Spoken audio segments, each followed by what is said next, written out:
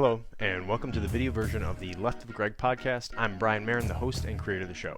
As always, I will be joined by human behavior expert Mr. Greg Williams, who the show is affectionately named after. On the show, we discuss different topics through the lenses of what we call human behavior pattern recognition and analysis. If you'd like to find out more about what that is, please check the links in the episode details and go to our website to learn more. Please don't forget to follow us on social media. The links are also in the episode details, and hit the like and subscribe button to help support our work. Thanks for tuning in, and we hope you enjoy the show.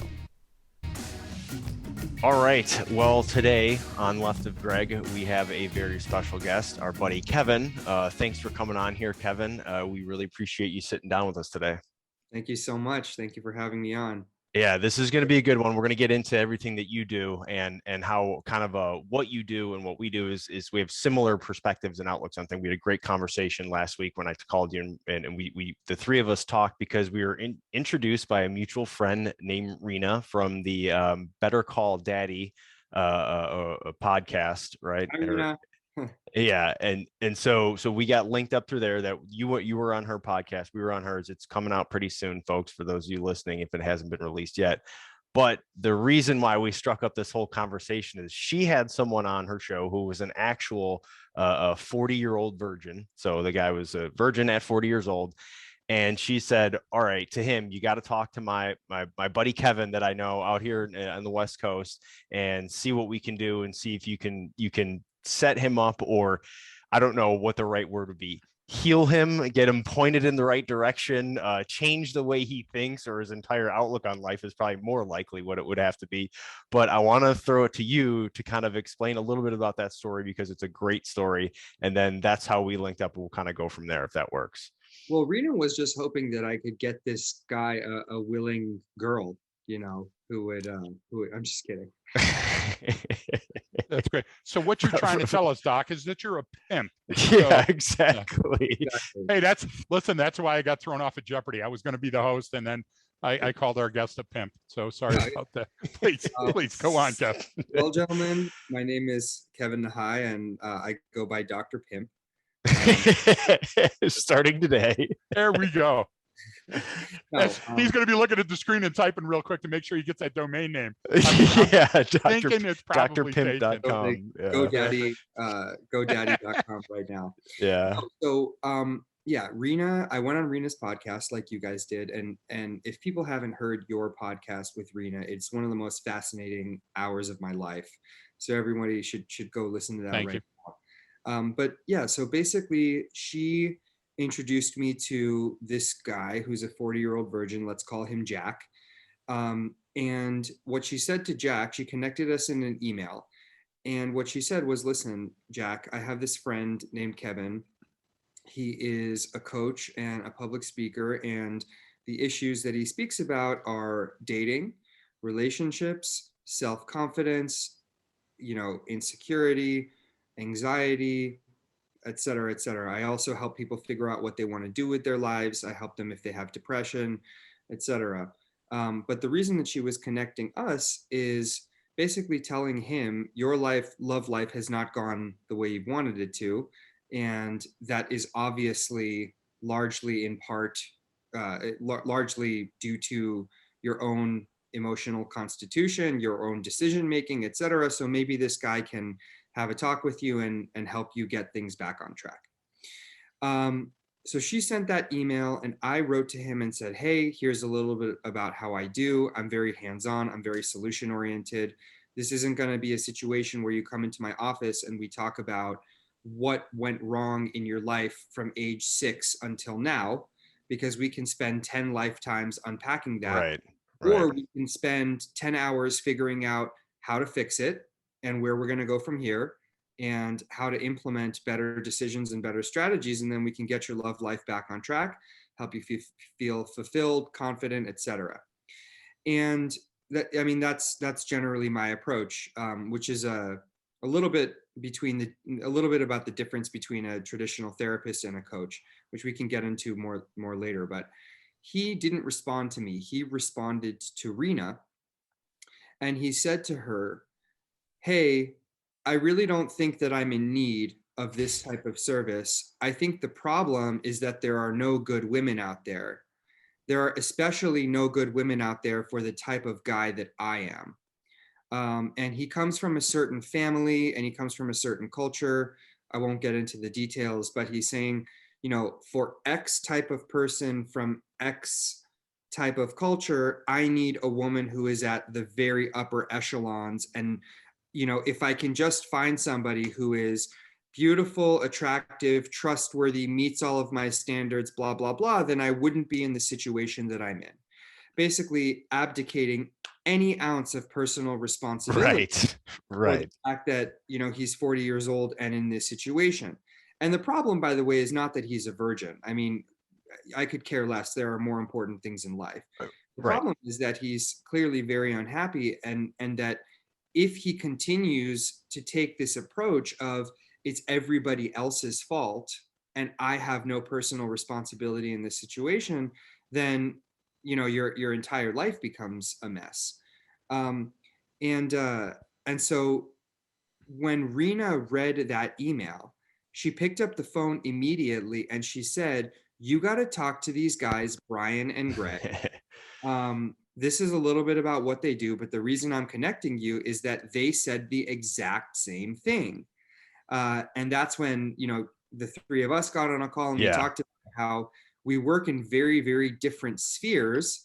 The things you guys work on are much more high stakes environment. However, our job is to recognize behavioral patterns and to understand human psychology and to understand why people do the things they do or don't do the things that they don't do. And then hopefully try to prevent further damage, whether that's out there in the war field or, in my case, just in everyday life. No, that's make note. You have to make a clear distinction. Everybody listening. One, we're never going to make fun of anybody, so we're going to talk about science for the next hour. All of us are thrust into the same glowing blue globe that's spinning through space, and I'll tell you what, it is a war zone.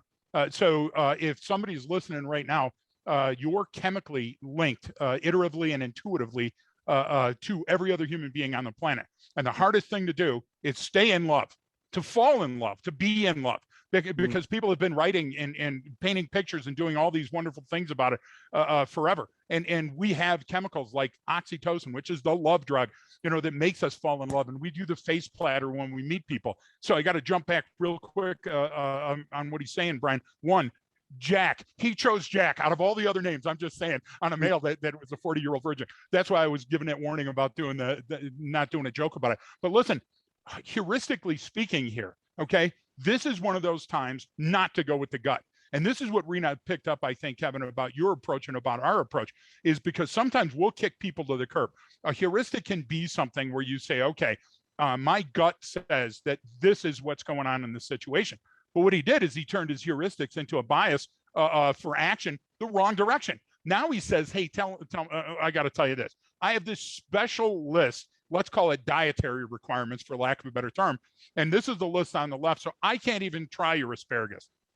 Well, the asparagus, do something to you physically? No, I've never had it in my life, but I kind of have heard around here. And broccoli too, because they're both kind of green. You can't go through life like that. If you go through life like that, you might as well be the kid in the bubble, because you're never going to have any experiences.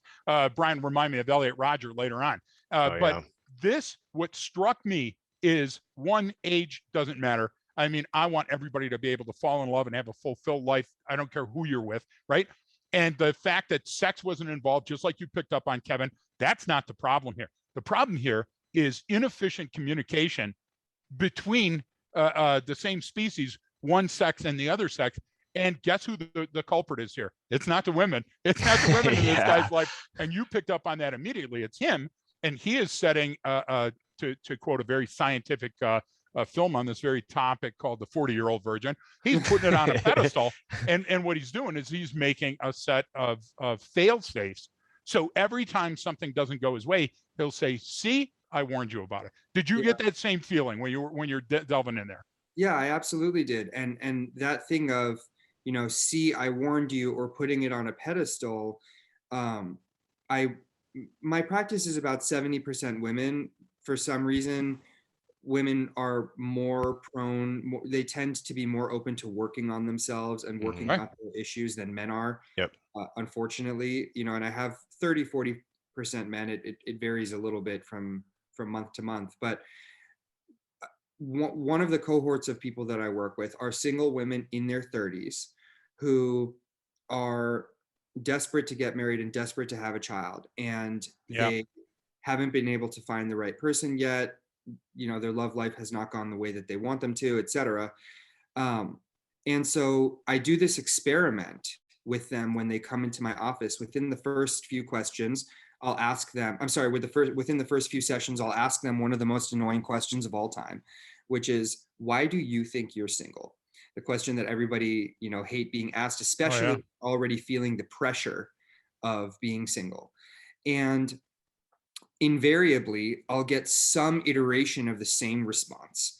And that response is, well, I have incredibly high standards and I know what I'm looking for. I haven't found it, but I'm not willing to settle. And so this teaches me a lot of information about two things. First of all, when they say I have incredibly high standards, is that just a platitude? Is that just mouth service? Or are there standards that they conceptualize actually aligned with the way that they're living their life? So the first thing I'm looking at is there a discrepancy between the standards they claim to have and their standard of behavior? Because it's all well and good to say, to use your diet example, Greg, I really value health.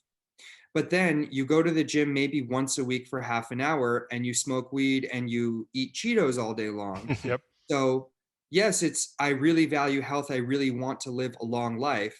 But are you actively doing the things that are going to prolong and enhance your health? Or is that just something you say in order not to be, you know, pushed into a category of unhealthy people? So first thing I look at is what you're saying actually aligned with the way that you're behaving? And most of the time the answer is no, which is not a problem. I'm not trying to make fun of anybody, as you said, right? But that's invaluable information, because ultimately we're not the product of the things we say, we're the product of the decisions we make and the tiny habits that we implement every single day. That's the first piece of information that I get. The second piece of information that I get is, as you said earlier, Greg, are you putting something about a negative situation you don't want to be in on a pedestal? Are you glorifying a situation that actually in your heart you would like to say, this really sucks and I don't want to be here. I just don't know how to turn it around, right?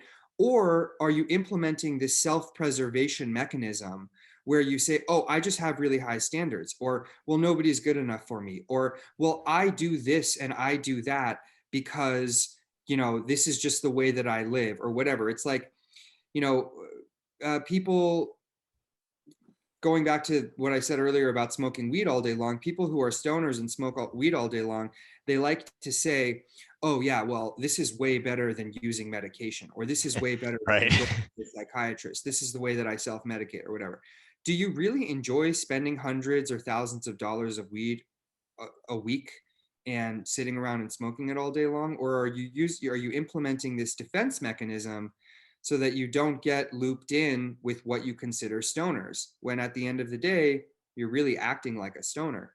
And so if I can get somebody first to admit that they're not happy with their situation, and then to take a little bit of responsibility, right? Maybe it's not actually that I have incredibly high standards. Maybe it's just that I haven't made the right choices. Or maybe that life has taken me in a wrong direction and I haven't been able to sort of get my shit together, excuse my language. Well, that's workable.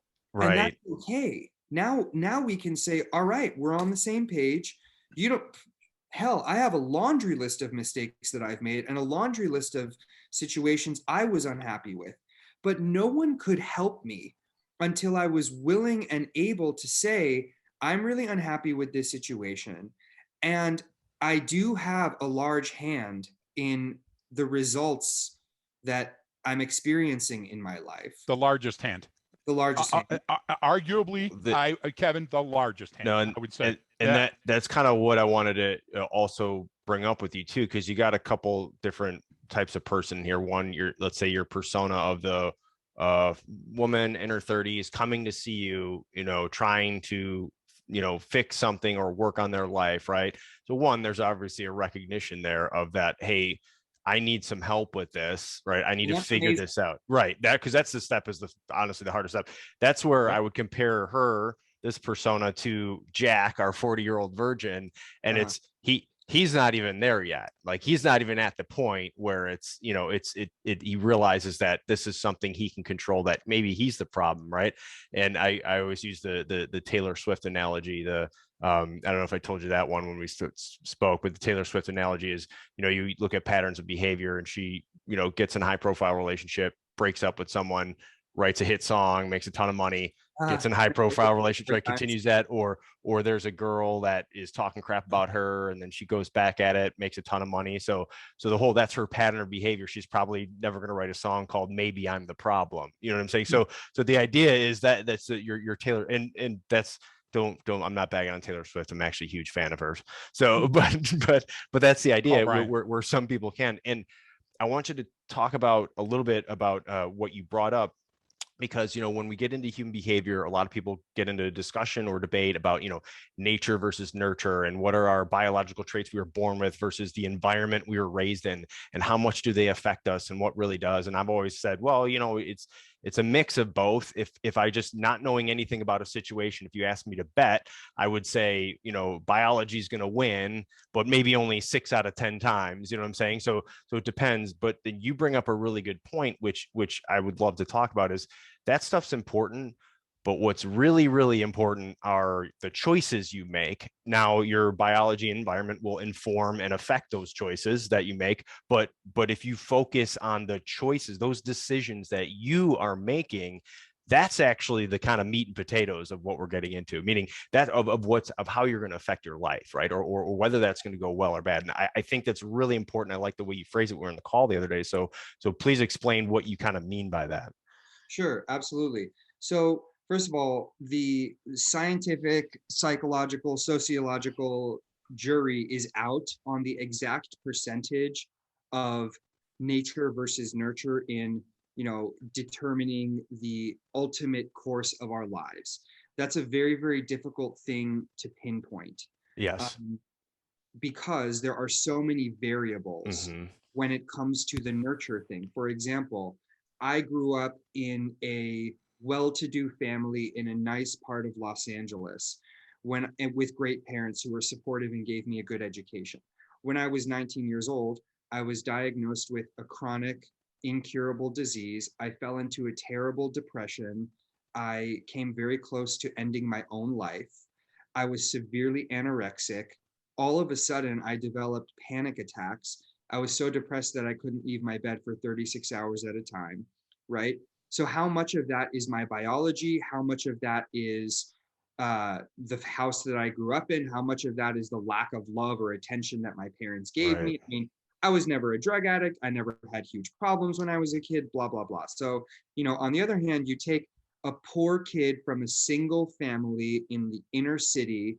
Are they born with disadvantages, born into a family of disadvantage, whereas I was not?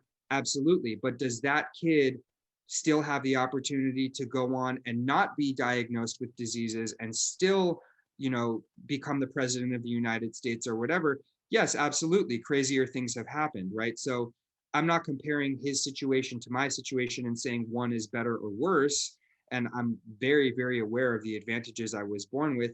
However, if you're trying to figure out an exact proportion of how much of it is the environment we grow up in and how much of it is, what we inherit hereditarily and things like that, it's very difficult to come up with a predictable, a reliable predictor that you can rely on every single time. Having said that, what is a more reliable predictor? A more reliable predictor is, given the hand that we were dealt in life, because it is true that unfortunate circumstances happen to good people that we don't ask for, we don't wish for.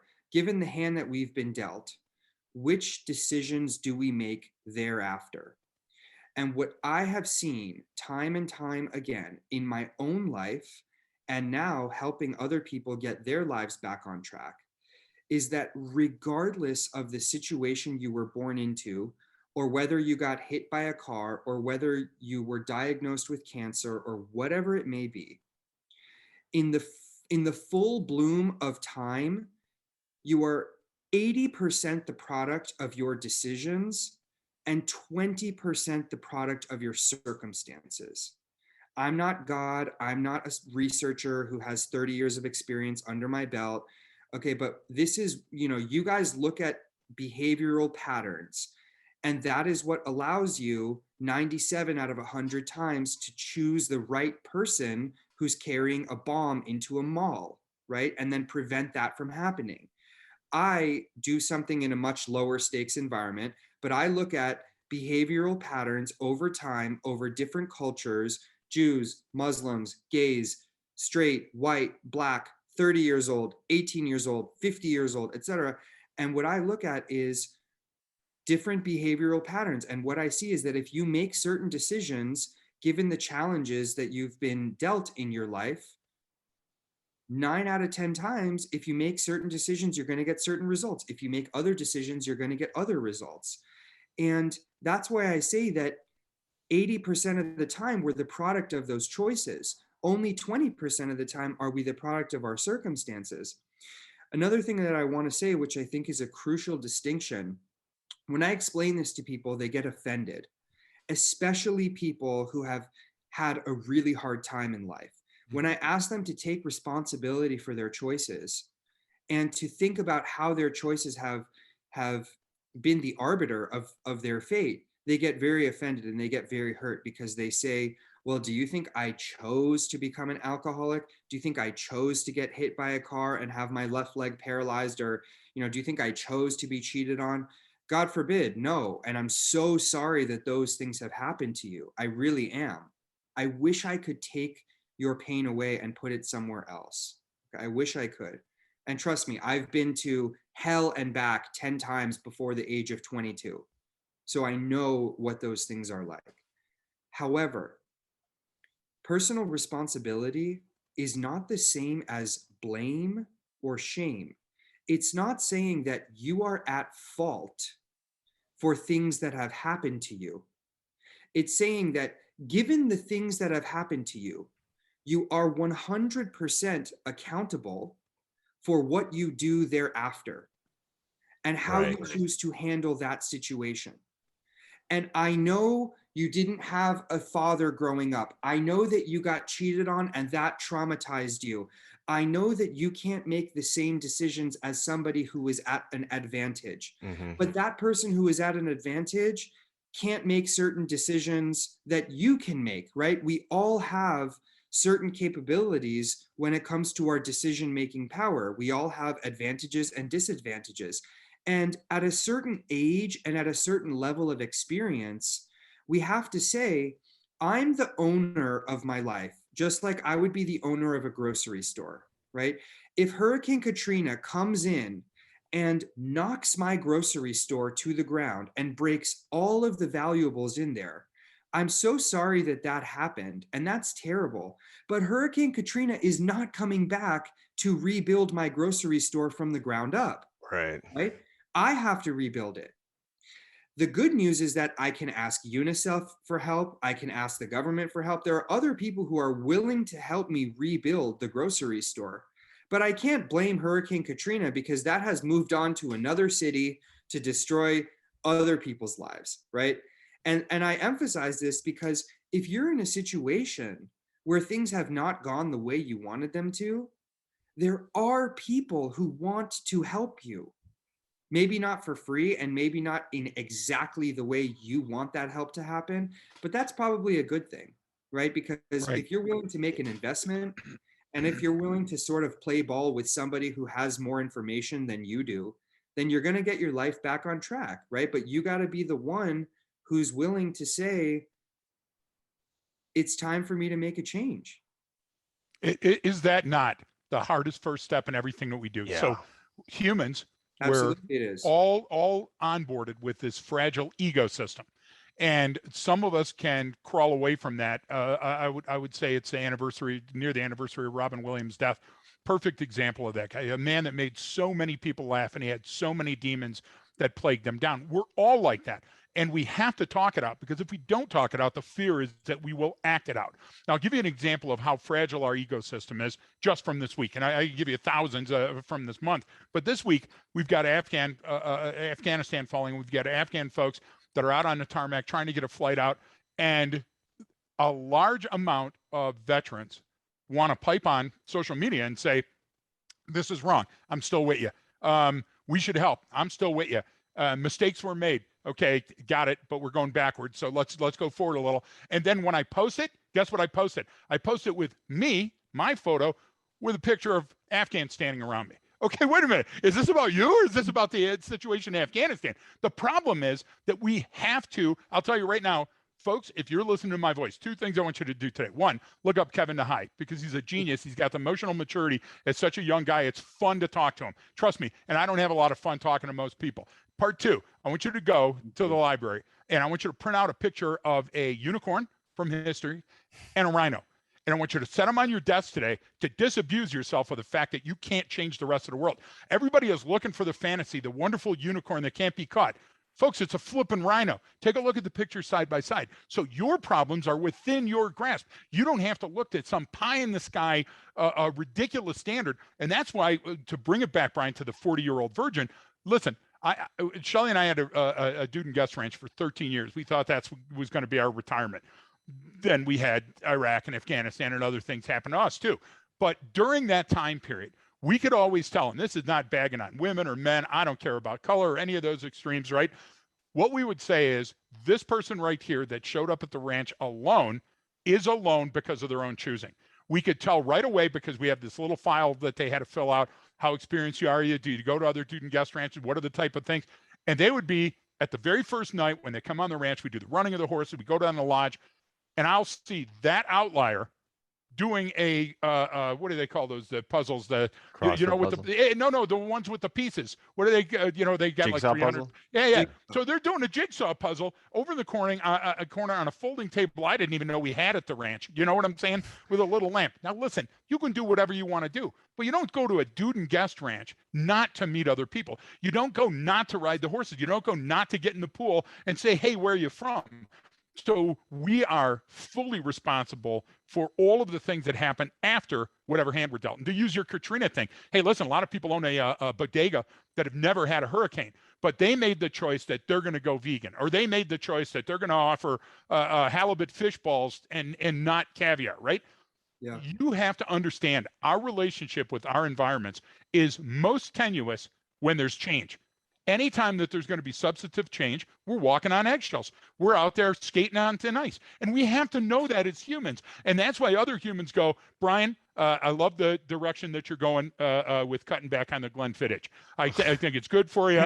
Do you get what I'm trying to say? This guy only beat you by a year, the 40-year-old virgin. But whatever the change that you're going to make in your life, that's why we need a support system around us. We need people to support us. We need family. We need friends. Because it's tenuous. We're not sure that it's going to win. And you know what? People walking into your office and sitting down and saying, help me, that's so huge, because we can't reach out for you if we don't know where you are. We can't help if we don't know you're hurting. And I respect my clients as much as I respect my family, my best friends. I mean, right?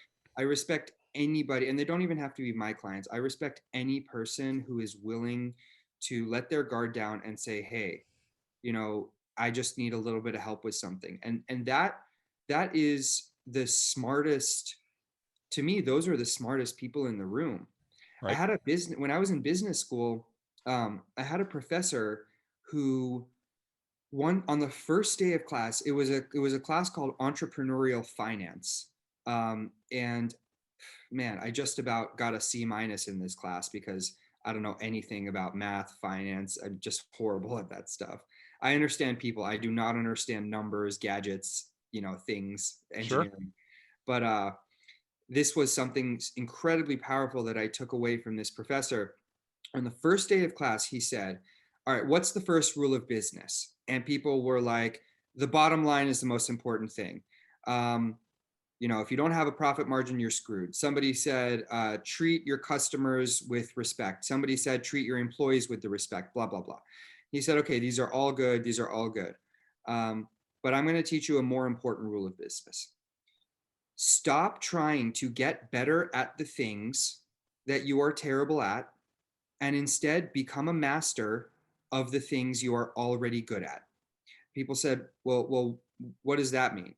And he said, what it means is, if there are things that you are bad at, go ask for help from someone who knows how to do it better than you.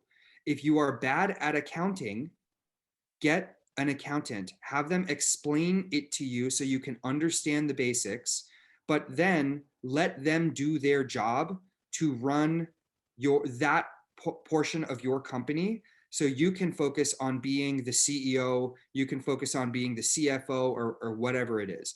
And that is such an amazing analogy for our lives, because essentially what we do is we say, okay, I'm really good at my job, I'm really good at this, I'm really good at that, but these other areas of my life, my love life, my insecurities, my emotional issues, blah, blah, blah, well, I'm just going to figure them out on my own. And I'm going to spend a lifetime trying to figure those things out on my own, by going to seminars, by reading books, by watching YouTube videos.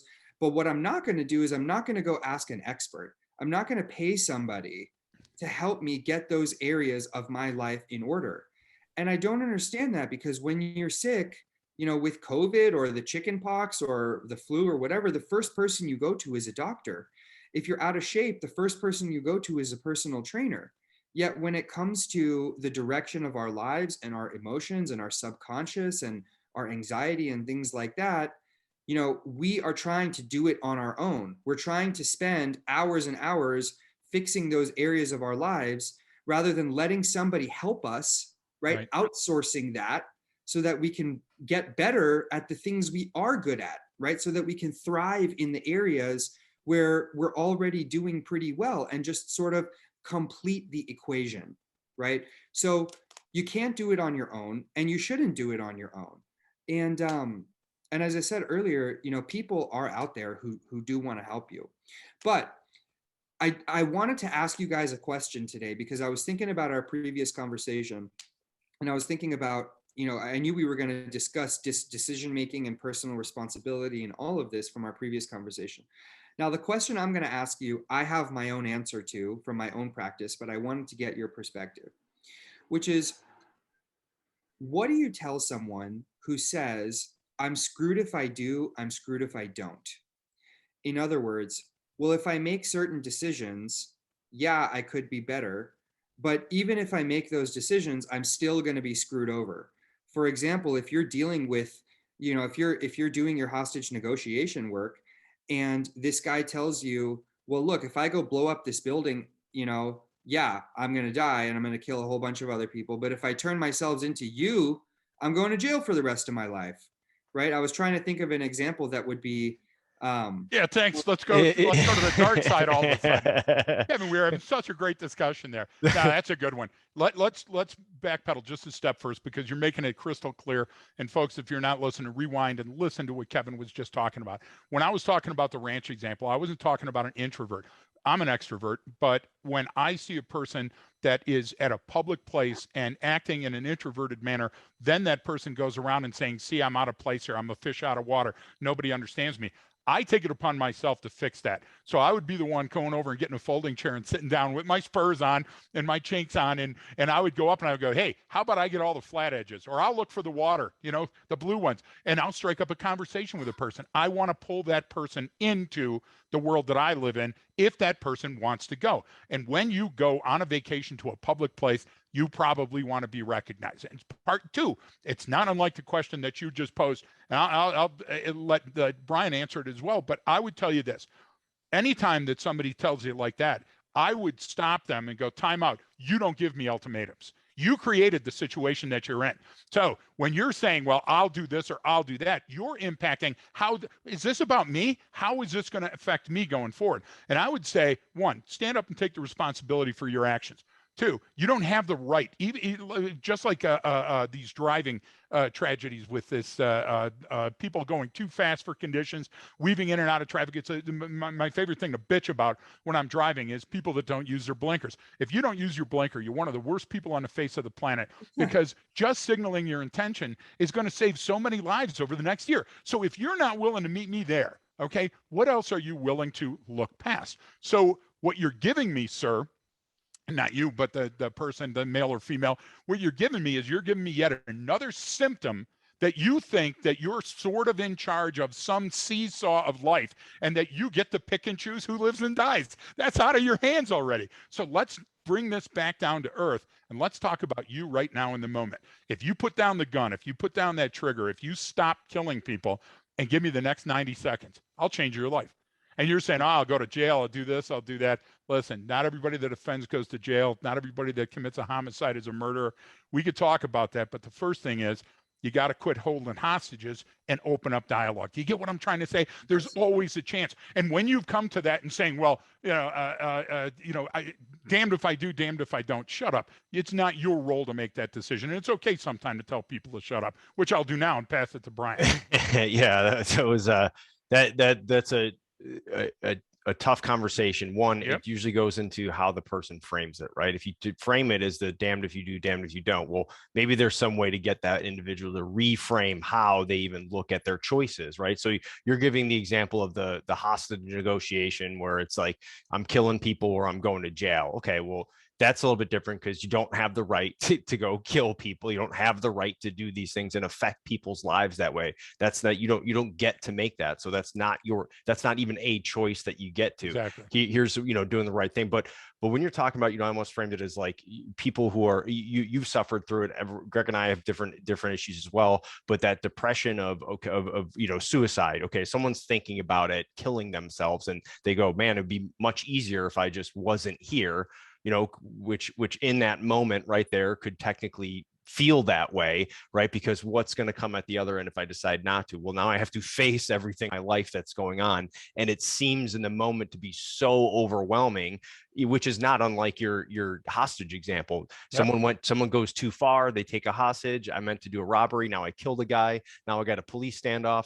Dude, those are life and death right here staring at you in the face. So that's a similar way to look at it, right? Because you're neither one of these choices are good. The guy doesn't want to go to jail, but doesn't want to keep killing people or can't do that, right? So you've got same thing with the suicide. It's like, well, I don't think I can handle my life right now, but I know I'm not supposed to kill myself, but man, it sure would feel nice to just end it all right now.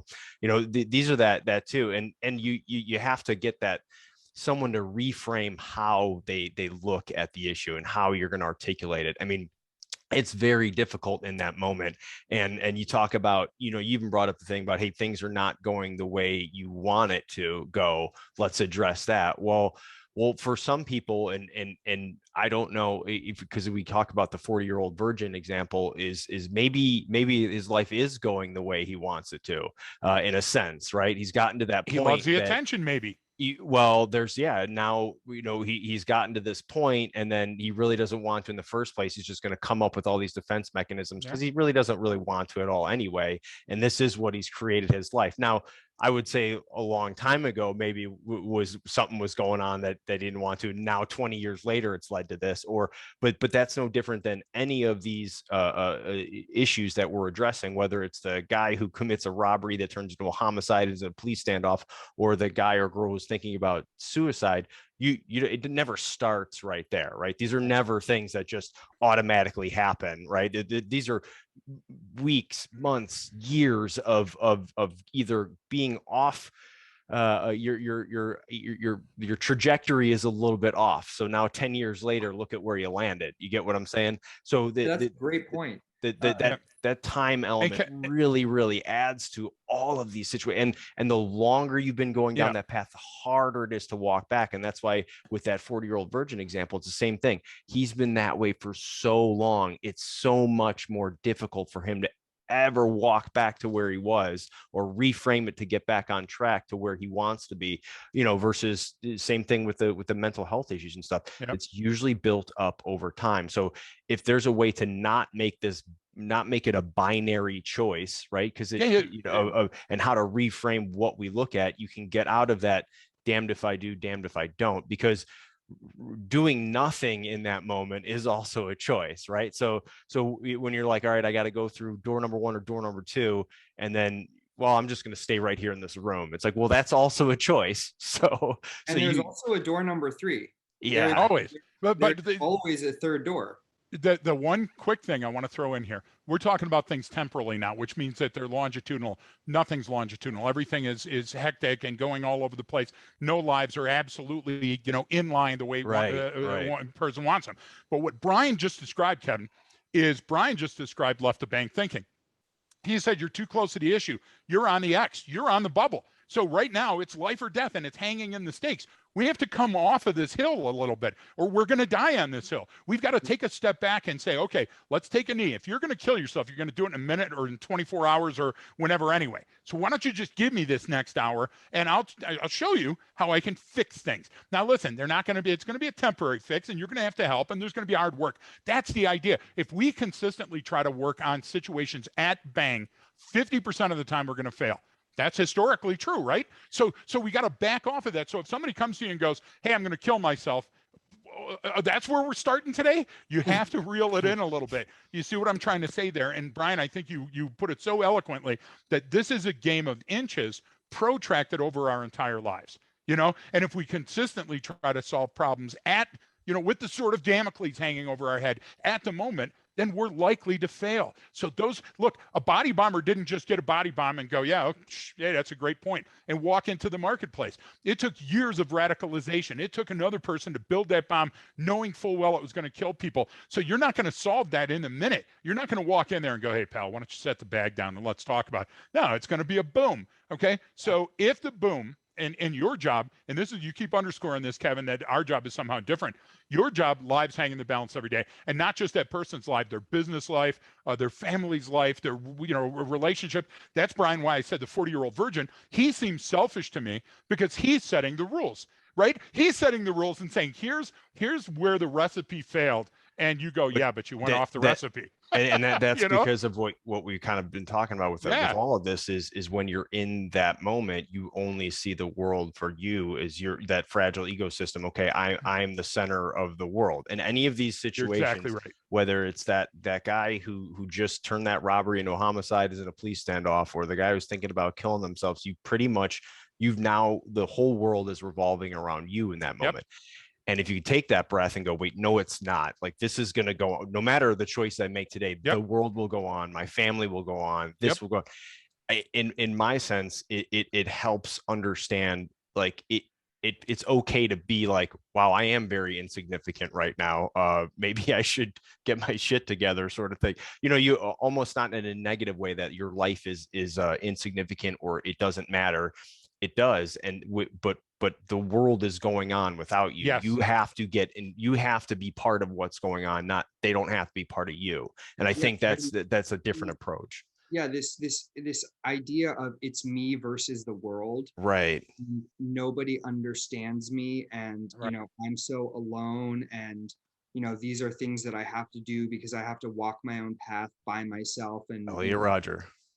Yeah, sorry, it popped in my head. The bad guy said to remind me about, but it was Isla Vista. Isla Vista. Elliot Roger, who was the incel, then attacked people. He's ransomware, killed a bunch of people, and anyway. But you made me do this. You set this situation up.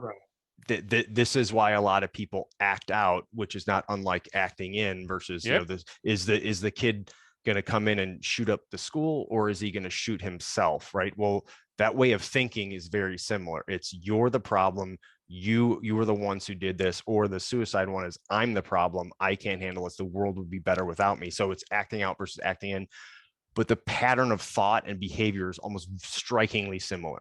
Yeah. But Brian, if he can hold it together, first of all, and Isla Vista is not too far from where you grew up either, Kevin, when you think about it, because you're in LA, born and raised, right? So if you can hold it together, Elliot Rogers' manifesto was in his car with his music playing. Think about it. I'm in my car to show you I have a car. I'm playing my music that I chose. I'm having the Starbucks that I ordered, and I'm telling you my manifesto, and you're going to listen because the next thing is it's going to be bang and I'm dead. If you can hold it together at Starbucks, you can get to the finish line in life. If you can hold it together for one more day, things can look better. If you can go out and talk to somebody that wants to listen to you, you might be able to walk back in from that edge. You know, that's I think that's what you're selling, is you're selling an optimistic view of a horrendous, terrible situation. Nobody comes to you and goes, hey man, I've got all this money and I just want to know where to put it. You get what I'm saying? Wouldn't that be great if we had that opportunity, you know? And you've had it in your own life. Brian alluded to this. We all have had bouts of depression with different things, but you've had it in your own life and you were able to hold it together. That's an example. If I can follow an example, I can get myself out of the shit that I found myself into. Yeah, absolutely. Wow. I mean, there's so many things we just talked about that I want to comment on. Yes. The first one is, first of all, I really appreciate both of your answers to my question of the mentality of damned if I do, damned if I don't, because my answer is the exact same thing. First of all, you need a reframe, okay? Because that is a false dichotomy. That's a false ultimatum. There's always another option. And why are those the only two options, that you're damned either way? You know, what about the option in which you actually get out of this situation and make the best possible outcome? The reason that we don't consider that an option is that when we are in those moments, we are, as you said, Greg, right on bang. We're on the hill where we're going to die. We're speaking most of the time in those situations from anxiety, not from clarity. Right. And we're speaking from a place of 5 years, 10 years, 20 years, whatever, of these problems that have been building and accumulating, and it gets to a head where we think, well, I mean, this is, I'm at the, excuse my language, fuck it point. The fuck it point is the point at which we say, what's even the point of trying anymore? If I do this, I'm going to be screwed. If I do that, I'm going to be screwed. And the fuck it point is the most destructive point, in my view, that a person can get to. The fuck it point is the point at which you decide to commit suicide or kill somebody else, in the most extreme example. And in the least extreme example, which is still very extreme, the point at which you give up on your love life, you give up on your family, you give up on your career, you give up on your passions, you give up on your health and fitness, you give up on happiness, right? And the reason that we get to the fuck it point so quickly and so commonly, right? We don't get to suicide so commonly or killing other people so commonly, right? Although of course it's more common than most people think. It happened. I mean, people are at the fuck it point a lot more at the very extreme end than you would ever know. But, you know, even at the less extreme end, where you're giving up on all these things that you care about, the reason we get to that point is that I don't know why all humans come with the ability for this way of thinking. But for some reason, the way that all human beings think is, because it hasn't gone the way I want it to go up until this point, that means that the future is not going to go the way I want it to. Because it hasn't happened yet, my future is doomed. And we make this false correlation. Exactly. Where our past does not determine our future unless we live there. If we live in the past, and if we stay stuck in all of the things that have gone wrong up until this point, then yes, that's pretty much what's going to happen, because you are going to repeat the pattern, right? But otherwise, how many people do you know who managed to completely transform their circumstances?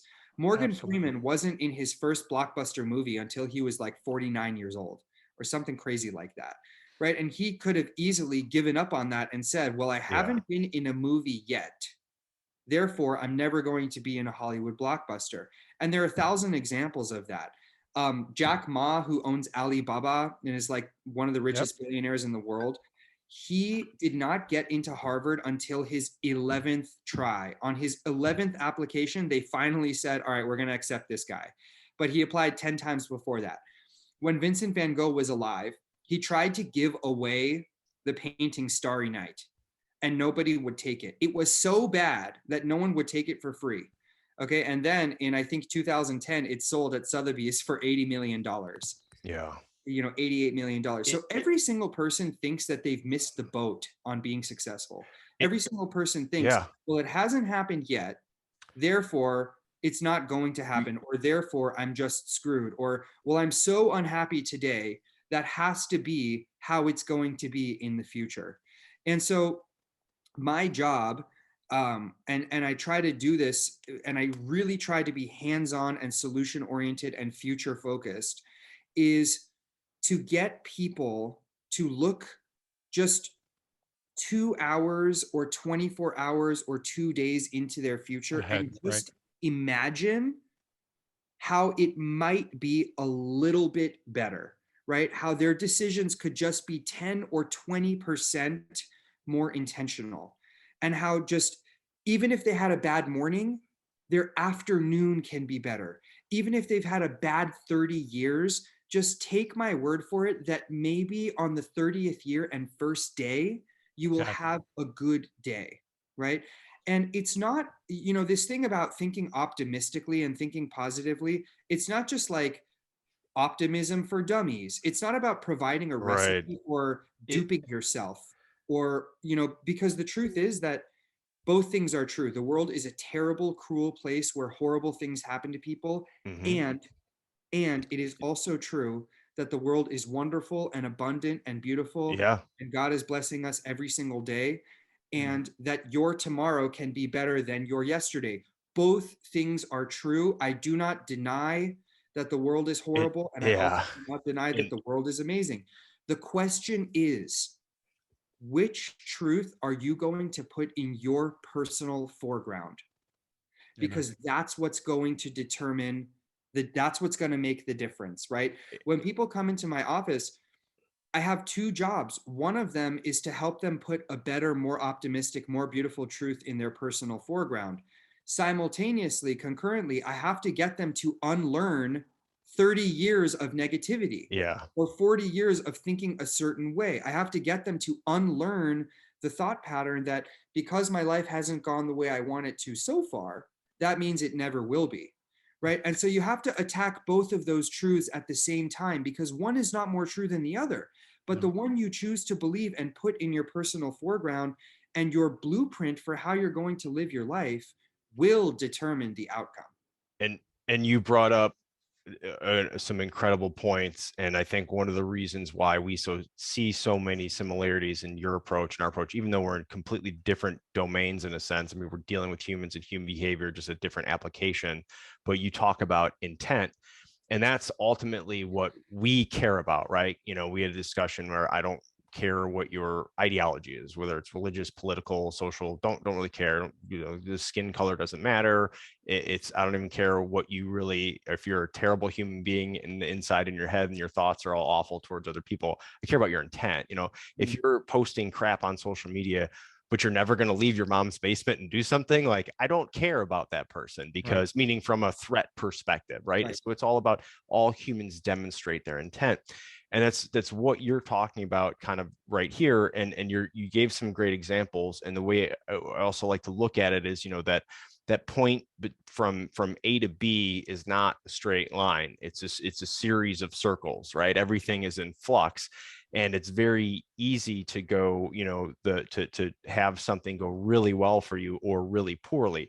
You just said the world can be a horrible, horrible, awful, unfair, just grueling, terrible place, and an incredible, loving and accepting and amazing world at the same time. Depending on where you're at, those two things are true at the same time all the time, right? So how do you get on that side of it? And that's what we get into your intent, because you get into talk about thoughts and beliefs and actions, and that's what we really focus on, is what is understanding what your intent is and what you're trying to do. Because in a lot of situations, you might not have the words to describe it or know what to say or how to say it, but if your intent is clear, it's going to come out, right? I mean, it's going to manifest itself some way, whether it's talking someone off of a ledge or talking to yourself into making better choices, right? That intent, it's kind of like the difference between Like I'm not like a moto guy who like, you know, I'm up like, yeah, well, let's do this. Like I'm cheering. Like, no, I set my alarm clock, and when it goes off, I get up and do what I planned on doing, whether I'm tired, whether I'm hungry, whether I'm this. It's more about discipline for me than being motivated and getting up and hitting that morning run or going to the gym. It's like, no, I said I was going to go to the gym, and I set it at this time, and this is my workout for today. I'm going to do it whether I like it or not, because I know I need it and it's good for me, and in the long run, I do love it. But you know, you brought up another great point with some of these examples, and I actually recently saw a guy on Twitter lay it out, and he did a great job because he's kind of like an influencer podcast guy now that's got this, but he just basically said, hey, I just want to remind everyone, like because he comments a lot on social issues and sometimes they get divisiveness. But so he kind of just did this post that was like, look, I just want to remind everyone that 5 years ago, I was living in my sister's basement. It's like I had nothing. I had no followers on Twitter. I now have over 1 million followers. Why? Because I made this choice to do this, this, and this. And then I started building. This is how I built up. Literally, he wanted to build a fan base, basically. Then he wanted to talk about these issues. So he built the podcast. And like, he just laid out the plan that he used. And that's it. And he just came up with a plan and stuck to the plan. And the point was, if it's something that has value and that's worth growing, people will see that and then want to then help you. And it's like all these entrepreneurs say, you know, it's like the first $1 million they ever made was the hardest thing in their life. They say the first 100,000 is the or 100,000, whatever. Yeah, yeah. It doesn't matter what that number is, that first one. But once you have it, now you have the magic. Now you have the recipe. Now you have the framework, and go, okay, now it gets easier. And that's the same way with things going negative or positive in your life, right? It's, you know, it's like going to the gym. When you first start going, phew, man, yeah, you're seeing results, you're going to this. But once you stop going, it's the same way. You start that downhill, and it gets easier and easier to not go back. And so that's kind of, there's a state. Oh, I'm sorry to cut you off. No, go ahead, please. There's a statement in the Christian Bible. I'm Jewish, so don't ask me how I know this, but I think it's called the Matthew Principle. Yeah. Essentially, what it says is, to those who have everything, more will be given. Yeah. And from those who have nothing, everything will be taken. Yeah. Right. Now, this is spoken about in a spiritual sense, meaning if you have faith, then you will be given more and more blessings, and your life will become enriched. If you're a bitter and an angry and a godless person, then the little bit that you have will be taken away from you. But the way that I like to apply this principle to my own life is, if you fulfill your small obligations every day, then you will be given more and more blessings, and your riches will accrue, your happiness will accrue, the contribution you make to other people's lives will accrue, right? No, I don't know anybody who gets up at 6 o'clock in the morning and is like, oh, I'm so amped to go to the gym. And I don't care what you see on Twitter. Oh, yeah. I mean, right, goes without saying. No, but I mean, this whole thing of like, I'm so motivated and I can't wait to make my first $1 million. Like, give me a break. Everyone's daunted by the idea of $1 million.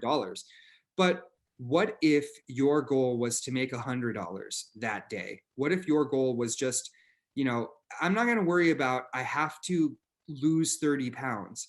I have to worry about, I'm going to get up at 6 a.m., tie my shoes, and just drive to the gym. If I get to the gym and I just can't do it, fine, I won't go in, right? But by the time you have your shoes on and you've driven to the gym and it's 25 in the morning, what the hell else do you have to do at that point? Like, you're going in. And maybe you might not get the best workout of all time. Maybe you don't become Lance Armstrong overnight or Kobe Bryant or whatever. That's fine. If you take the aggregate of those small obligations, fulfilling those small obligations every single day, and you accumulate them, then over time that becomes $1 million. Over time, that becomes the body you want. Over time, that becomes success, however you define it. On the other hand, from those who have nothing, everything will be taken, right? If you have not even 10 ounces of discipline, if you have not even 10 ounces of belief in yourself, if you just continue the same patterns over and over again that are keeping you stuck in a rut, then yeah, eventually it's a very slippery slope, and you will have, you know, you will lose the little bit that you do have.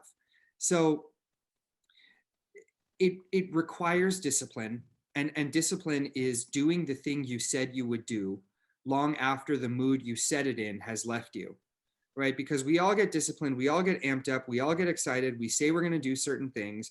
Then when it comes down to doing it, it's just easier not to, right? So discipline is doing those things, but it also requires belief in yourself. It requires a little bit of belief that things can be better. And it really requires self-praise, because in the ultimate analysis, human. Yeah, I've never seen that happen. Hold on a second. Can you hear me? I got you. Sorry, I cut out on my end when you talk about self-praise right into there, and Yeah. you got hit that, and then it just, for some reason, it just froze, and then now it just restarted and it's recording. Okay. So we can start right there at the praise again? Yeah. Okay. Oh, okay. Yeah. Self-praise. Yeah. Human beings are only temporarily motivated by challenge. Yeah. In the long run, we are motivated by praise and belief in ourselves. And what I mean is that if you're trying, let's say you're trying to get married and have a kid, and you say, I'm old, I'm ugly, what the hell am I doing? What have I been doing? My life is a mess. I need to find someone and have a kid. Well, that's going to motivate you for a couple of weeks, but eventually you're going to say, I'm old, I'm ugly. What the hell is the point? Right? Just like if you're trying to lose weight, if you're saying, I need to get my ass in the gym because I'm fat. I mean, what am I doing? I look like a slob. All right, that's going to give you motivation for a couple of weeks. Eventually you're going to say, well, what's the point? But if you're telling yourself, look, it's never too late. I still believe in myself that I can get married and have a kid. I still believe in myself that I can be happy. And if you have somebody in your corner supporting you and praising you and reminding you of the good qualities that you have, right? Then yes, is it going to be hard? Yes. Does it require discipline? Absolutely. But if you're praising yourself and if you're believing in yourself and you're giving yourself that little bit of hope to hang on to, then in the long run, you are much more motivated to go out and find somebody and have a kid, or to keep going to the gym, or to keep making that $10 or $100 or whatever. It has to come from a place of belief in yourself. Coming from a place of self-deprecation will only take you further and further into the hole. And bring others in with you.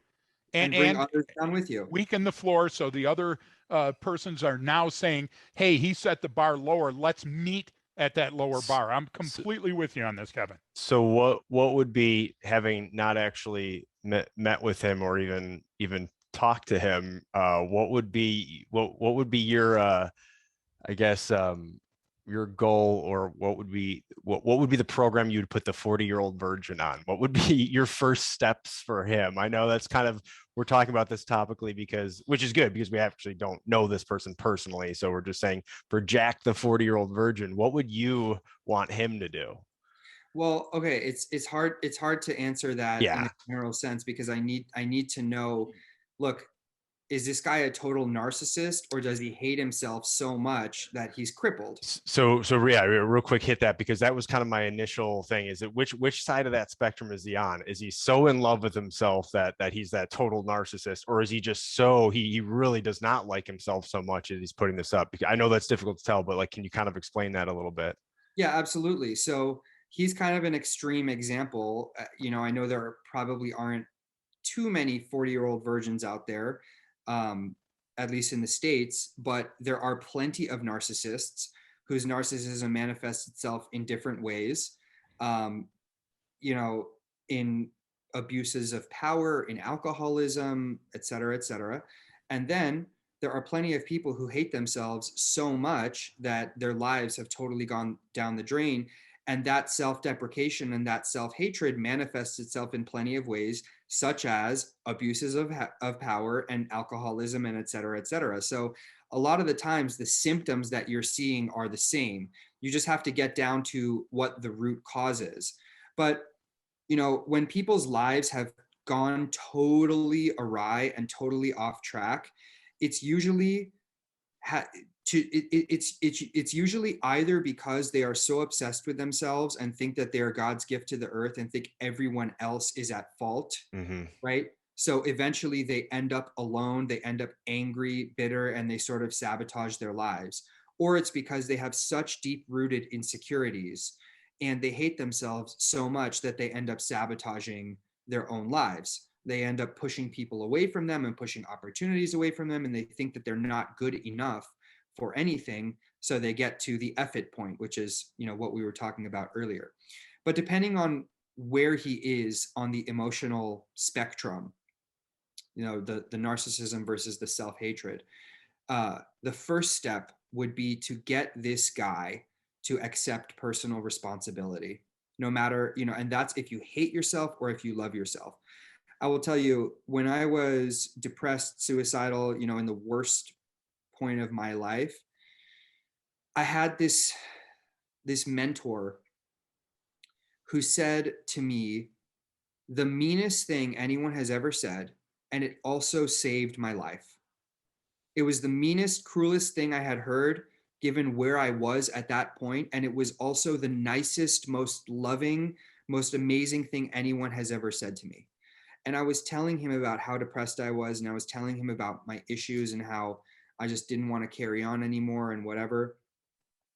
And this is never the approach that I would take with a client, just because I know better, and I know how you need to communicate with people who are in a real low. But what he said to me was, Kevin, everything that has ever happened to you after the age of 16 is your fault. Mm-hmm.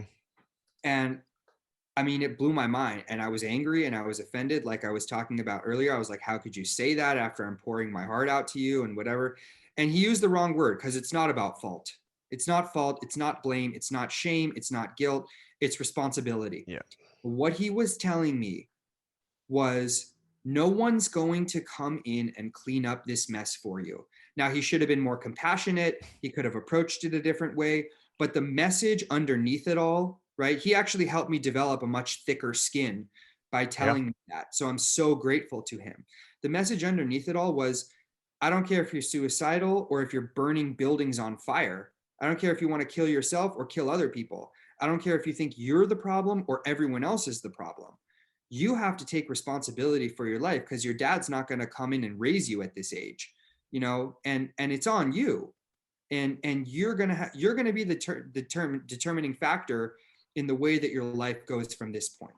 So I'm repeating what I said earlier, but it bears repeating, because again, it doesn't matter how much you love yourself or how much you hate yourself or anything.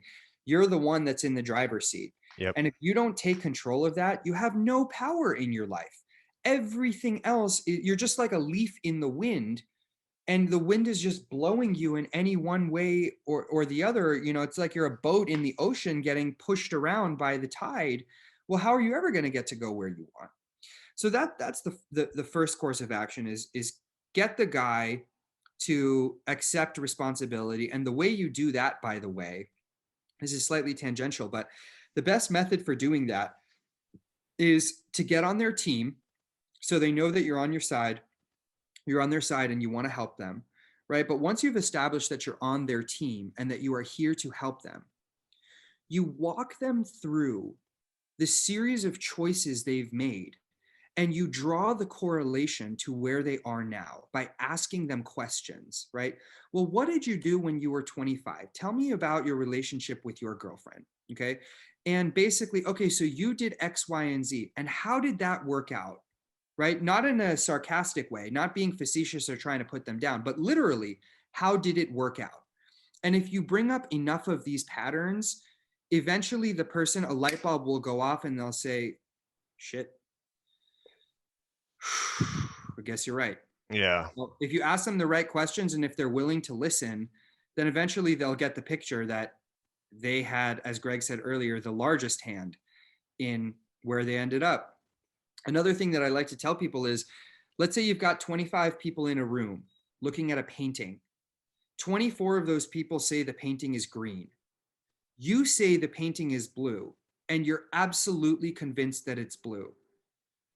Who has the distorted perception? The other 24 people or you? Whose perception is distorted? And that's just a logical, it's just obvious. Yeah. So you don't know anything about those people. They're not out to get you. If they're all seeing the world one way and they're all convinced that the painting is green and you're convinced that the painting is blue, right? Then you can you can explain that to people, and you can get them to sort of understand that, of course, they have to be willing to listen. They have to be open-minded. So that would be the first course of action. But the second course of action is, if someone's a total narcissist, you got to, implement some different psychological techniques to bring them back down to earth. And that's very complicated, how to deal with narcissists. You have to be able to speak their language. That's very technical and psychologically involved. Yeah. Dealing with somebody who hates themselves is also very complicated, because you have to inculcate in them even a seed of self-love, and that takes a long time. But what I will say is that when you're dealing with somebody who really hates themselves, which is a statistically higher percentage of the population than narcissists, Right. is people who are severely insecure. The best thing that you can do is to remind them of their accomplishments and of everything they've done well in life, rather than everything that has gone wrong. Because usually when we're depressed and we see our future as bleak, I'm sorry I'm going on for so long. No, please go ahead. No. You're spot on. Okay, I'll wrap up in a second here. But usually when we're seeing our lives as so bleak and we're so depressed, we're not actually thinking, we're remembering. Mm-hmm. What we're doing is we're remembering everything that went wrong. We're remembering everything that did not go the way that we wanted to. We're remembering everything that we messed up, rather than thinking clearly and accurately about what the future can hold, and thinking clearly and accurately, objectively, about everything we have accomplished. The distinction between thinking and memory is that memory is always distorted. Yep. Human beings have predictably unreliable, foggy memories. And we also attach emotional associations to memories. So we're thinking about something that happened. We're remembering something that happened, and then it's attached to all this negative emotion. And then we're saying to ourselves, well, I was never able to get what I wanted. My life has been so horrible. And we're flooded with all these traumatic memories. And we've added all of this negative emotional meaning. If we can instead think clearly about, well, what did you actually accomplish objectively? Right. What are you actually competent at? What are your skill sets? What are your positive character traits? And you can get someone to see those things objectively. Then you're removing all of this negative memory, and you're not allowing them to carry it into their future. And it goes back to what I said about praise versus challenge.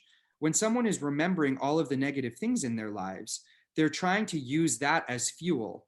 Well, oh my God, I'm such a fuck up and my life has been so horrible, so I need to get my stuff together. That doesn't last very long. But if you're helping them praise themselves, and you're helping them understand their accomplishments and their positive character traits, then it's much, much easier to carry on in a productive and constructive way in the future. Does that make sense? Yeah, and that makes incredible sense on so many different levels. I'm totally stealing the line, we're not thinking, we're remembering. And that's so important, but in general, for any type of analysis, especially on yourself and what you're looking at in life, but even what we were talking about earlier in the episode, or what Greg was talking about with the social media stuff. And it's like, are you thinking about the situation, or are you remembering? And that's fine to do either one, whatever you're doing, but you have to know which one you're doing, especially, you're talking about memory emotion links, right? How if there's some memory that involves a ton of emotion, I recall that and it comes flooding right back into me. And like you said, those emotions come flooding back in, and our memory is, because we teach this stuff too, is just how horrible our memory is. There's all these seams and gaps, and your brain will just fill it in whether or not it happened. So that the memory is bad. And when you're recalling an event, you're not thinking back to the time it happened. You're actually thinking back to the last time you recalled it. And so that'll then change the way you perceive it. And that's also how all of a sudden, there was 3 guys there. Then there was 10 guys, or I caught a fish this big. That's suddenly how those memories change over time, right? So they can grow on us as well. So are you, just revisiting and reliving a moment, or are you thinking about it? Are you analyzing it and focusing on the intent and things like you brought up about choices? Is what decision did you make? What choice was it? You might not have had a lot of options, not judging you on what the choice was, but what was it? Let's identify it and then see where it went from there. And then did you make that choice another time? And then people start going, like you said, oh, wait a minute. I see, I keep making this one decision that leads to all this. And now I have that point from which I can then, I now have something I can look at to say, oh, this is what I need to fix. All the stuff that comes after is just things that are going to come after. But if I focus on what I can control right there, I mean, that's huge. And like you said, getting to that moment of understanding that is difficult, and dealing with different people have their own way of talking in their own language, and to communicate back and forth. And that's why I always tell people, you know, I get a lot of different questions from all kinds of people about human behavior. You know, hey, I have this person, he's a total narcissist, he's this. And my first thing is, okay, are you a clinical psychologist, and have you evaluated this individual? And they're like, no. I go, okay, well, let's stop right there then. We don't know what it is. You don't know what he is. Exactly. Right. We don't know what he is. But I say, don't worry about that. I go, we do the take out a yellow pad, take out a note, write down the things that you noticed or things that you saw and how it felt, why you felt that way. And then look at that and look at how that's changed over time or stayed exactly the same. Then you know what you're dealing with. Don't worry about a diagnosis of, you know, that's a whole thing is like, yeah, they might be a complete narcissist, or they might hate themselves so much that they're going through life like that. Like, that's a different individual. It's going to look a lot the same on the outside sometimes, but you know, you brought up so many great points, and then that and you know, diagnoses, Brian, are really not that important, like you said. They're not. If you're dealing with a guy, to come back to your line of work, who, you know, is carrying a body bomb and doesn't care if a bunch of small children, civilians, are, you know, have their heads blown off, God forbid. If that's the guy who's sitting across from you at the table, you really don't need to worry about in that moment if he's a narcissist, or if he, you know, has bipolar disorder, or if he has this or that. Like, you know, those sorts of, you know, that kind of information is helpful for psychologists and psychiatrists, and helping somebody understand how they got to where they are. And it's a descriptive analytic is what it is. Exactly. It's just a description of, it doesn't necessarily involve, like, you know, that's what people are like, oh, that person's a total psychopath. It's like, okay, so was Steve Jobs. He created Apple, though. Like, you know, he gave a lot of money away. So, like, that doesn't mean anything. It's just a way to describe some behavior that they're noticing. Exactly. It's a description. It's an adjective, and it provides insight into what makes them tick and why they are the way they are and whatever. But eventually that doesn't necessarily predict or prevent certain things from happening. What I have seen time and time again is that people who want to change can make the most radical transformations. You can't even fathom what people are capable of doing if you compare where they came from to where they are 5, 10, or 20 years later. But as Greg said earlier, the hardest, actually changing your life, as long as you're working with someone who can help you, actually making transformations in your body, your health, your mind, whatever it is, as long as you have the right guidance, it's hard, but it's not nearly as hard as developing the willingness to change. That is 70% of the battle. Implementing the changes, knowing what to do, staying disciplined, altering your lifestyle, those things, they are difficult. They require commitment. It takes a long time, but they're not anywhere as near as hard as it is to develop the willingness to change, the desire to change. If you have that desire, then you could be bipolar, schizophrenic, narcissist, every description in the book, and you can still completely change the course of your life. You can still make incredible contributions. I mean, and if people don't believe me, like, just go on a TED Talk.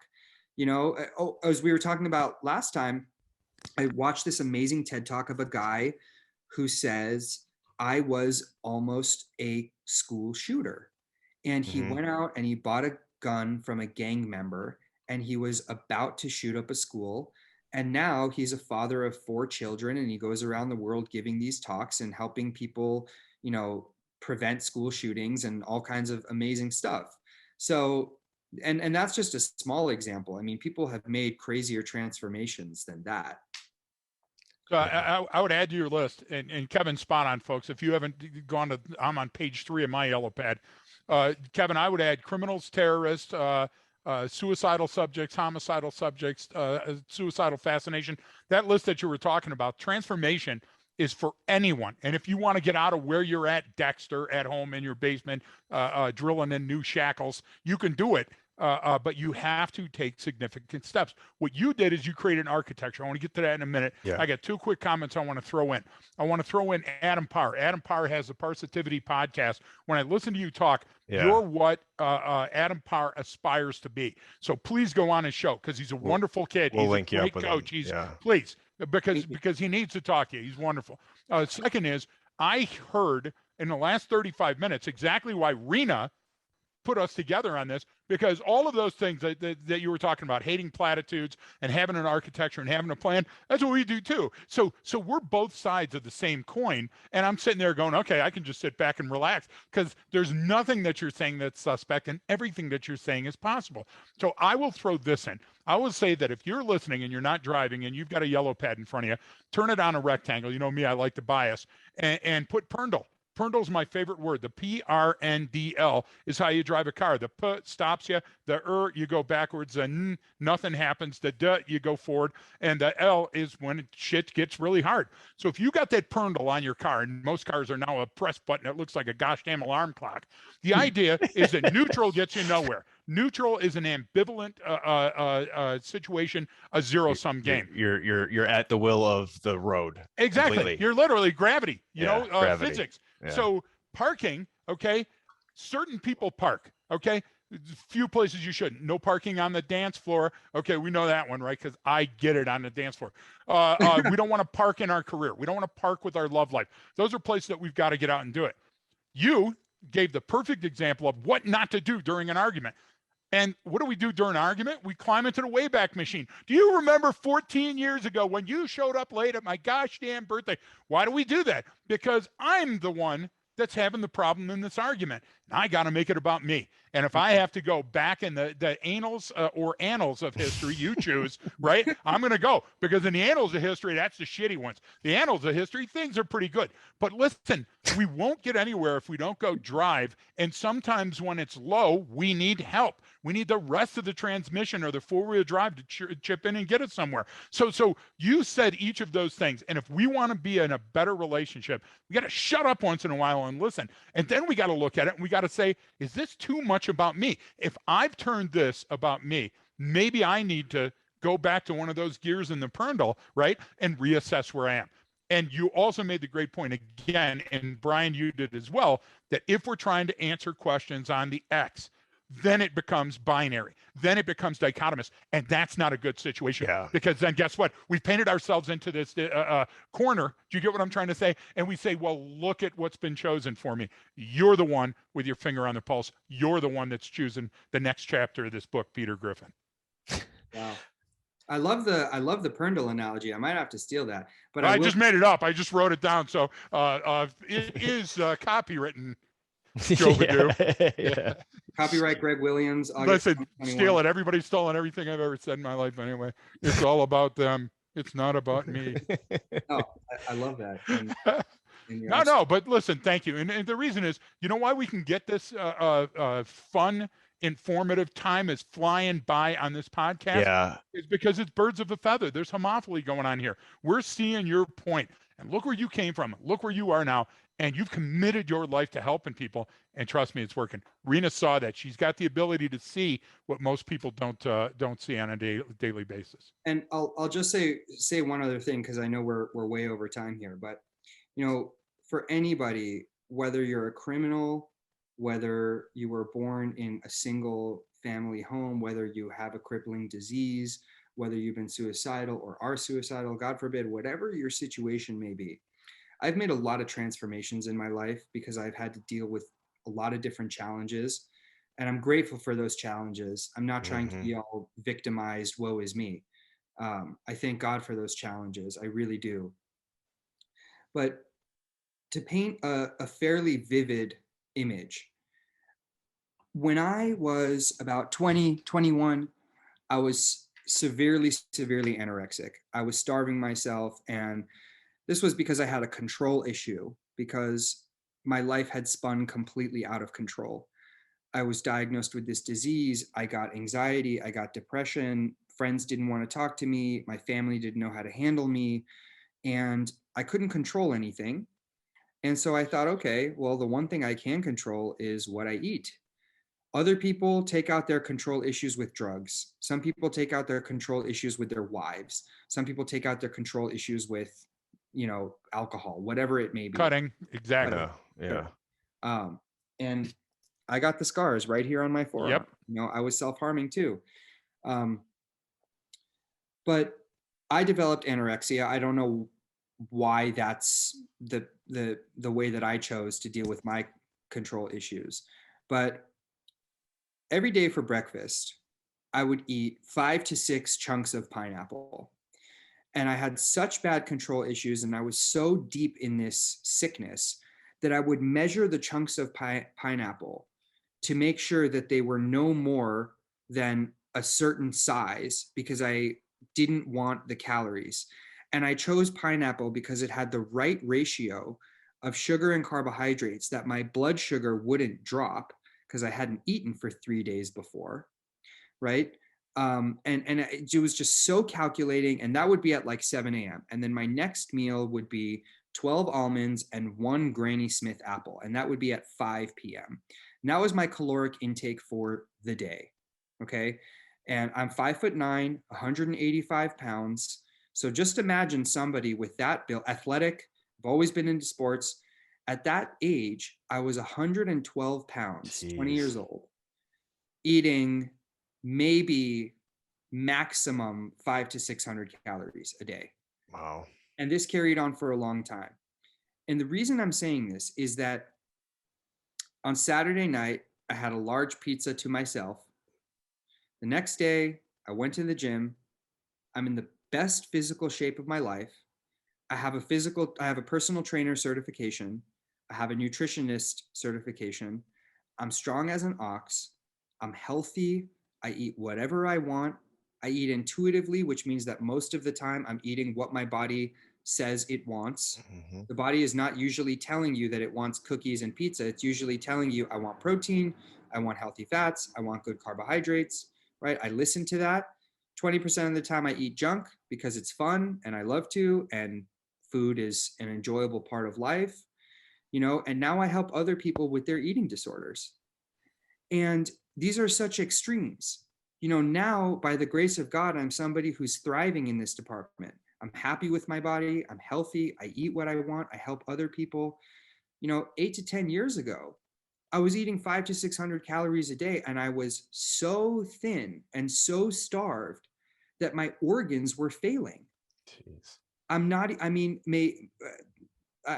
May I be struck dead right now if I'm exaggerating, And that's just one small example of the ways in which people can change. And as I said earlier, your past does not have to equal your future unless you live there. If you live in your past, and if you convince yourself that because things have been a certain way, therefore they will be that way, if that's the way you think, then yeah, you're setting yourself up for a lifetime of failure. But if you look at other people and you say they transform their lives and they're not that different from me, and if they can do it, then I can do it too. And if you can have just that little bit of faith, just that little bit of hope that your life can be better, then the results will make your head spin so fast, things that you cannot fathom will start to happen.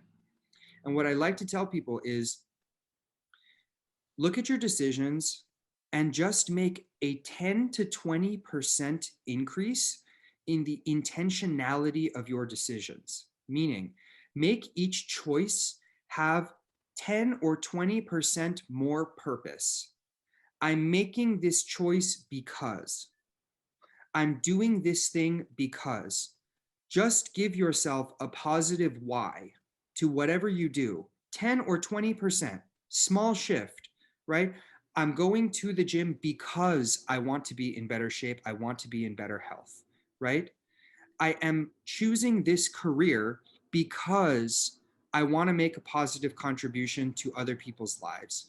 I'm drinking this alcohol because I'm peer pressured. Okay, that's not a good choice, right? So maybe I'm choosing not to drink this alcohol because it's not going to help me.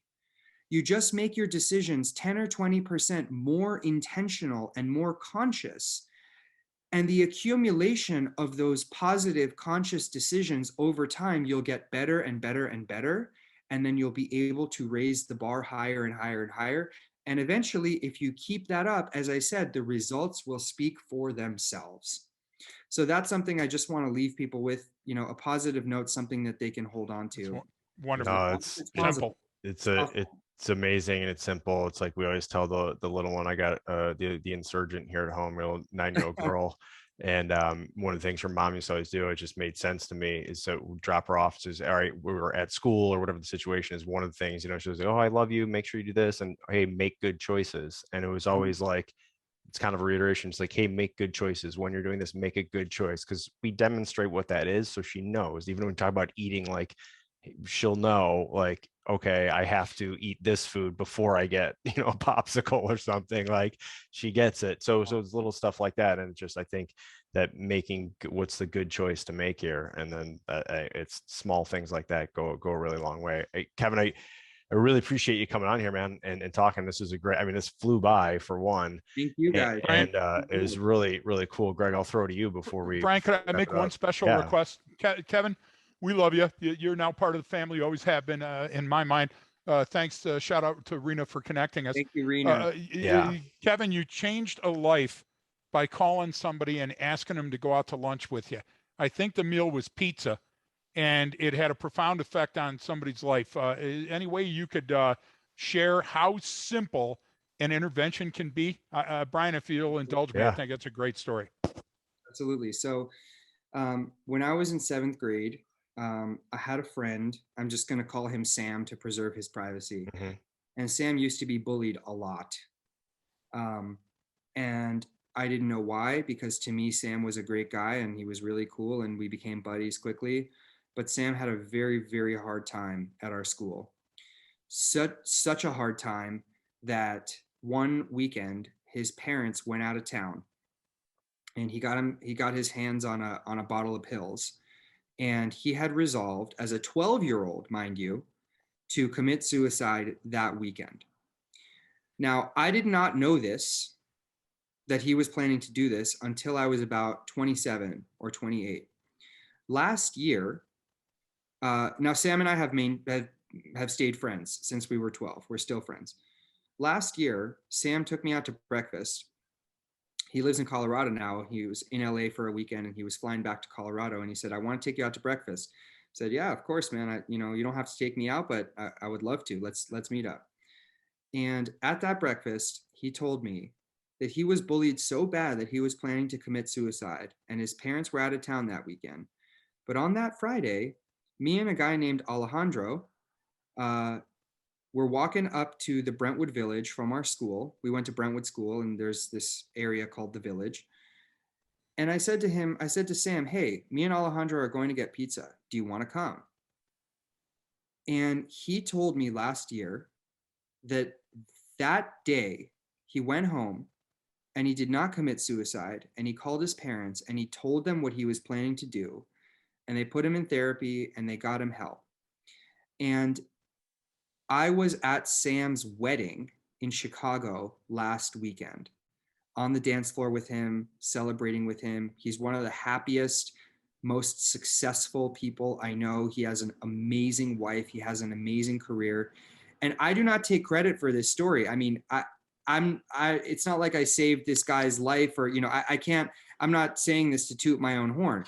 I just thought this was a cool guy and I liked him. And I just invited him to have pizza. But he credits me with that day changed his life because somebody showed him an act of kindness. And somebody showed him that he mattered, and somebody showed him that they cared. And the tiniest things somehow can make the biggest difference. It always is. And you just summed it up right there. Make good choices. That's an incredible story, and amazing, profound.